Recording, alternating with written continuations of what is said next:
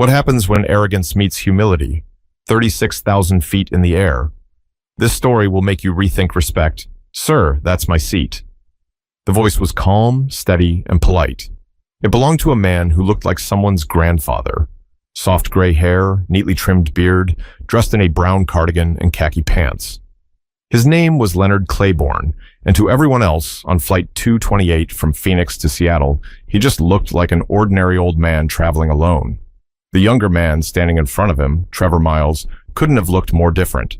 Expensive watch, designer jacket, phone in hand, attitude written all over his face. He didn't even look up when he replied, "Yeah, no, I like the window seat. You can take the one over there." He pointed toward a seat 2 rows back. Middle seat, no legroom. Then he sat down like the conversation was over. A few passengers looked up. One woman frowned. The flight attendant, a woman in her late 30s named Carla, noticed the exchange and walked over. "Is everything all right here?" she asked. Leonard gave a small, patient smile. "It's fine, ma'am." "I think there's been some confusion. My boarding pass says 3A. Trevor let out a quick laugh. "Look, I was running late. The boarding agent already told me to just sit. It's 1 seat, man. Relax." Carla checked her tablet. "Sir," she said gently to Trevor, "your assigned seat is actually 5C. This one does belong to Mr. Claiborne." Trevor rolled his eyes. "Come on, you expect me to move now?" "We're about to take off. It's fine, he can stay back there. What's the big deal?" The air shifted. You could feel it. That strange tension when someone crosses a line but still thinks they're right. Mr. Claiborne didn't argue. He simply looked at Trevor for a moment, then back at Carla. "It's okay," he said quietly. "Let him stay." Carla hesitated. "Are you sure, sir?" Leonard nodded. "Yes, I'll manage." He turned to take the seat behind first class, still smiling faintly, as if nothing had happened. But to the people watching, it didn't sit right.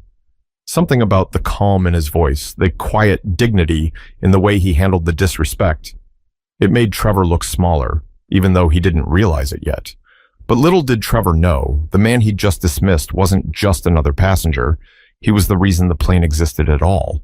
Most people in the airport that morning probably saw just another elderly man shuffling through security, taking his time, not in a rush for anything. But Leonard Claiborne had never been the kind of man to rush. Born in Mobile, Alabama in 1952, Leonard grew up in a world that rarely gave a young black boy a fair shot. His father worked at the docks, his mother cleaned offices at night, and Leonard learned early that respect wasn't something you demanded. It was something you earned quietly, over time. By 17, he was fixing broken radios for neighbors and saving every dollar he could. By 30, he'd built a small air freight company out of a single rented hangar and 1 second-hand plane. And by 65, that same business had grown into Claiborne Air, a regional airline known for treating its employees like family and its passengers like people, not numbers. But Leonard never flaunted it. He didn't care for the spotlight or the cameras. He preferred the background where the real work happened. He still checked flight logs, still showed up to maintenance meetings, and sometimes, like today, he just liked to sit in the cabin with everyone else to see how passengers were treated. He didn't tell anyone who he was, not even the flight crew most times. The only person who knew today was the captain, Ronald Bates, a man Leonard had hired years ago when other companies turned him down. As Leonard adjusted his seat in 5B, he looked out the window and smiled softly. The plane's wing gleamed under the morning light, and he thought about how far life had taken him, from a kid who couldn't afford a bus ticket to owning the very airline he used to dream of flying on. Carla passed by again, her face full of apology. "Sir, I'm really sorry about that earlier. I can speak to him again if you'd like." Leonard waved his hand lightly. "No need. You handled it just fine. Some lessons, they teach themselves." She smiled, though she didn't quite understand what he meant. But Trevor Miles wasn't done yet. His arrogance wasn't just about a seat. It was about something much deeper. And soon, the whole plane would see who he really was. Trevor Miles was 34, confident, loud, and convinced the world owed him comfort. He owned a digital marketing startup in Scottsdale, Arizona, and told anyone who would listen that he was crushing it. He wore success like a costume. The luxury watch, the custom sneakers, the expensive cologne that lingered even after he walked past. To strangers, he looked like a man who had it all figured out. But underneath all that flash was someone desperate to be seen. He grew up in a family that measured worth in status. His father, a salesman who never quite hit his big break, spent most of Trevor's childhood talking about how luck was the only thing separating him from millionaires. His mother worked long hours, saving and scraping, while Trevor dreamed of fast cars and first-class seats. So when life finally handed him a bit of success, a few big contracts, some money in the bank, he made sure everyone knew it. Flying first class wasn't just a comfort for him, it was proof that he wasn't ordinary anymore. When the old man had politely asked for his seat, something inside Trevor snapped. It wasn't really about the seat. It was about pride. He couldn't bear the idea of giving up something he believed he'd earned for someone who looked like they hadn't. Now, sitting smugly in 3A, Trevor reclined his chair, put in his wireless earbuds, and sighed dramatically. "Man, some people just need to chill," he muttered under his breath. The woman sitting next to him, a middle-aged traveler named Diana Porter, turned slightly and said, "You know, that wasn't right what you did back there." Trevor smirked. "Lady, it's a seat." "Don't make it deeper than it is." Diana shook her head. "It always is deeper than that." He rolled his eyes and turned up the volume on his earbuds. He didn't care what some random woman thought. As far as he was concerned, the situation was over. But the truth was, Trevor's arrogance had already started spreading through the cabin. People whispered. Heads turned. The quiet man he'd dismissed had left an impression, one that didn't fade so easily. But Trevor's attitude wouldn't just cost him respect. It was about to cost him something far more valuable. His pride in front of everyone. As the plane leveled out above the clouds, the tension from earlier still lingered in the air. Most passengers pretended to scroll through their phones or read magazines, but their eyes kept flicking toward row 3. Leonard Claiborne sat quietly behind Trevor, reading the same weathered paperback he'd carried on every flight for years. The Measure of a Man by Sidney Poitier. His glasses rested low on his nose, and every so often he'd glance toward the window, calm as ever. Trevor, on the other hand, was restless. He'd ordered a drink before the seatbelt sign even went off, and was now chatting loudly with the man beside him about how inefficient airlines were these days.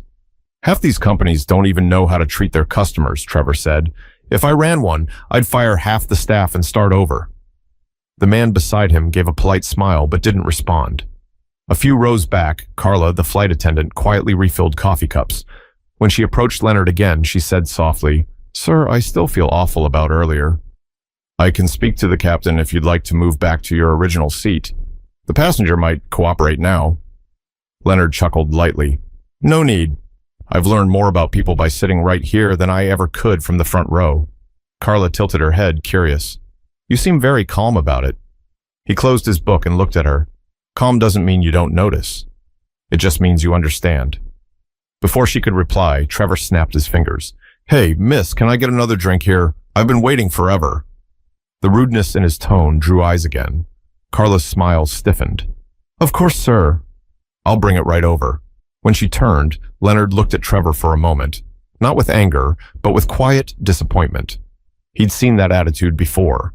Young men who confuse success with superiority. He used to be one of them once. As Carla handed Trevor his drink, turbulence rocked the cabin suddenly. The cup tipped, spilling whiskey down Trevor's expensive shirt. "Great. Just great," he barked. "Can someone on this plane do their job right?" Carla apologized quickly, offering napkins, but before she could clean up, Leonard stood and passed a fresh handkerchief forward. "Here," he said gently. "Use this. It's clean." Trevor hesitated, staring at the neatly folded white cloth. "No, I'm fine," he muttered, wiping himself with napkins instead. Leonard didn't argue. He simply nodded, folded his hands, and sat back down. But Diana, the woman beside Trevor, turned again. "You know, you could at least say thank you." "He's being kind." Trevor glared. "Mind your business." Diana gave a short laugh. "Someone needs to teach you some manners. Maybe life will do it for us." Her words hung in the air longer than he expected. Trevor turned back toward the window, pretending not to care, said yay, but the truth was, he felt something stir. Irritation? Maybe shame? He wasn't sure. But the flight wasn't even halfway over, and before it landed, Trevor's arrogance would meet the one truth he couldn't argue with: reality. The plane had settled again, the turbulence fading as sunlight streamed through the windows. Most passengers relaxed into quiet conversations or half-watched movies. But the atmosphere in first class still felt strange. like everyone was holding their breath, waiting for something. Leonard sat still, his eyes closed for a few minutes.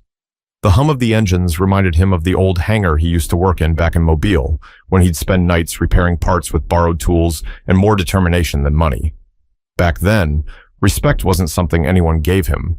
He had to build it one act, one word, one flight at a time. Now, all these years later, he was watching a younger man burn through it in seconds. Trevor kept shifting in his seat, clearly irritated. The whiskey stain on his shirt had dried, but the embarrassment lingered.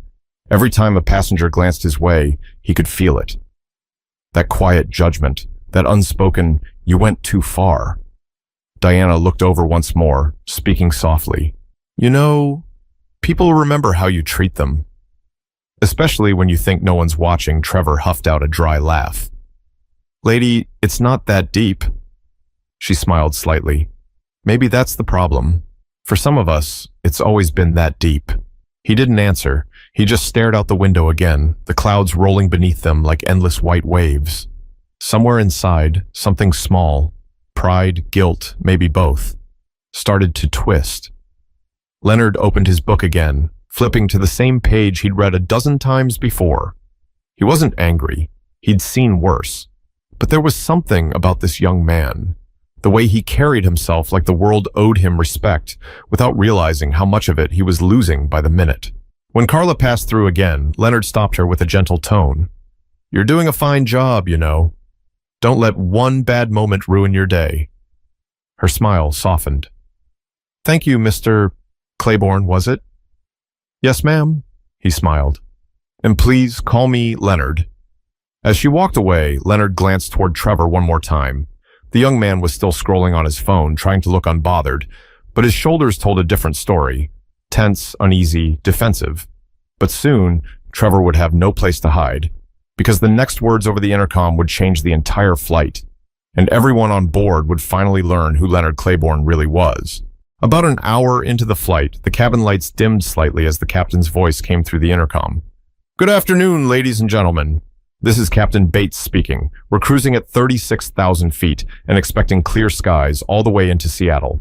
Before we begin our descent later, I'd like to take a brief moment to acknowledge someone special traveling with us today." Trevor didn't even look up. He was too busy typing on his phone, drafting an angry post about poor airline service. But a few passengers straightened in their seats, curious. The captain continued, his tone respectful but warm. "It's not every day that the man responsible for making these flights possible joins us on board. So, on behalf of the entire crew, I'd like to thank our founder, Mr. Leonard Claiborne, for flying with us this afternoon." A few passengers clapped politely, confused at first. Then suddenly, whispers spread like a breeze through the cabin. Heads turned. Every pair of eyes seemed to swing toward the quiet man in 5B. Leonard smiled, giving a small nod, his expression as humble as ever. But in row 3, Trevor froze. The words hit him like a slap. His head whipped around so fast that the woman next to him nearly spilled her drink. "What did he just say?" Trevor asked under his breath. Diana leaned closer. "He said the founder, as in the man who owns this airline." Trevor's stomach dropped. No way. That can't be him. But it was. The same man he'd brushed off. The same man whose seat he'd taken without a second thought. Carla, the flight attendant, approached Leonard with a beaming smile. "Mr. Claiborne, it's an honor, sir." "We didn't realize you'd be flying with us today." Leonard chuckled softly. "I like to see how things are running when no one's expecting me." Her eyes widened slightly, the kind of realization that spreads fast in a room. Within seconds, the whole front cabin seemed to understand what had happened. Trevor sank into his seat, his chest tightening. He could feel eyes on him, the quiet judgment now burning like fire. Diana didn't say a word, but her face said everything. Leonard didn't gloat. He didn't smirk or glance back in triumph. He simply closed his book, folded his hands, and said to Carla, "You've done a fine job today. Your kindness stands out." Trevor's throat went dry. Every instinct told him to apologize, to explain, but words failed him. He wasn't used to being the one in the wrong, and certainly not in front of an audience. When Leonard finally stood to stretch his legs, their eyes met for the first time since the confrontation. Leonard's expression was calm, not angry, not smug, just deeply human. Trevor whispered, "Sir, I didn't know." Leonard smiled faintly. "That's the thing about respect, son. You shouldn't need to know who someone is to give it." The words landed harder than any lecture could have, but the lesson wasn't over yet, because sometimes humility doesn't end with embarrassment. It begins with it. For the rest of the flight, Trevor Miles couldn't bring himself to say a word. He sat still, phone forgotten, hands clasped tightly together on his lap. His mind replayed everything he'd said. The arrogance, the tone, the dismissiveness. Every word that had sounded so justified an hour ago now echoed like nails scraping a chalkboard. Passengers still whispered, though not cruelly. It wasn't gossip anymore. It was quiet reflection. People glanced between Trevor and Leonard like they were watching a life lesson unfold in real time. Leonard had gone back to reading his book, as calm and unbothered as ever. But when Carla approached with a glass of water, she leaned in slightly. "You handled that with more grace than most people ever could," she whispered. Leonard smiled. "Anger's heavy, young lady. It costs more to carry it than to let it go."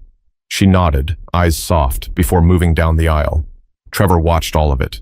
The respect, the warmth, the way people looked at Leonard with quiet admiration, and felt a deep pit forming in his stomach. For years, he'd thought success meant being loud about it, showing off, taking space, proving you were somebody. But Leonard Claiborne didn't need to prove anything. His presence alone spoke louder than any brand name ever could. After a while, Trevor stood and took a few hesitant steps down the aisle. He stopped by Leonard's row, his voice low. "Mr. Claiborne, may I sit for a moment?" Leonard looked up, meeting his eyes. "Of course." Trevor sat down, taking a breath. "I just wanted to say I was wrong. About a lot of things." Leonard didn't rush to fill the silence. He waited, letting Trevor's words find their weight. "I thought success meant showing people you're above them," Trevor continued, "but I see now it's not about that. I disrespected you without even thinking, and I'm sorry." Leonard studied him for a moment, then said gently, "Apology accepted. But don't let it stop there. If a lesson doesn't change the way you move forward, it's just words." Trevor nodded, eyes down. "I'll remember that." Leonard smiled faintly. "Good. Then maybe this flight won't just take you to Seattle. Maybe it'll take you somewhere better." Trevor exhaled, a quiet laugh breaking through his guilt. "You really do talk like a man who owns an airline." Leonard chuckled softly. "Owning a company's easy. Building people, that's the real work." Trevor nodded, humbled. For the first time in a long while, he felt quiet inside. Not defeated, just grounded. But as the plane began its descent, Trevor still had one more decision to make. Whether to leave that moment behind or carry it forward into who he'd become next. When the plane touched down in Seattle, the cabin filled with the familiar shuffle of seatbelts clicking and passengers reaching for their bags. The flight attendants thanked everyone for flying, their smiles returning as the tension melted into normalcy. Leonard stood slowly, steady on his feet, and reached for his worn leather briefcase. Trevor stood too, just behind him, unsure if he should say anything more. But before he could overthink it, Leonard turned slightly and spoke first. "Mr. Miles," he said in that calm, steady tone, "you remind me a little of myself when I was younger. Full of ambition, short on patience." Trevor managed a small smile. "Guess I still have some growing up to do." Leonard nodded. "We all do." "Just remember, son, there's a difference between having a seat and earning one." The words landed softly, but deeply. Trevor extended his hand. "Thank you, sir." For being patient with me, Leonard shook it firmly. Patience is just time with kindness attached. Learn to give both, and you'll never lose. Carla came by once more, her eyes bright. "Mr. Claiborne, it was an honor having you on board. And thank you for the reminder that kindness still matters." Leonard smiled warmly. "You're very welcome, my dear. Keep treating people the way you do. It makes more difference than you think." As passengers began to exit, Trevor waited until the aisle cleared. He wanted to let Leonard go first. A small gesture, but one that carried the weight of respect. Leonard gave a quiet nod of acknowledgement and stepped forward. When they reached the gate, a few crew members gathered, greeting Leonard with handshakes and grateful smiles. Trevor watched from a distance as the old man spoke to them, humble, genuine, never needing attention. It hit him then, hard and clear. Power isn't in how loud you are or how much you own. It's in how you treat the people around you when nobody's watching. As Trevor walked out of the terminal, he didn't look at his phone. He didn't rush for a ride. He just stood still for a moment, breathing, thinking. The world felt a little different, quieter, fairer, maybe even kinder. He knew he couldn't undo his mistake, but he could choose how to move forward. And maybe that was enough for now. Later that night, he opened his laptop to write something for his company's website. Instead of his usual flashy quotes, he typed, "Respect costs nothing, but it buys you everything that matters." And for once, he meant every word, because the truth is, you never know who you're sitting next to, or what battles they've already fought just to sit there. So before you speak down to someone, pause, show respect, listen. The seat you think you deserve might belong to someone who built the whole plane. If this story moved you, share it with someone who needs a reminder that kindness isn't weakness. It's strength in its truest form. And next time you travel, remember, it costs nothing to show respect, but it can change everything.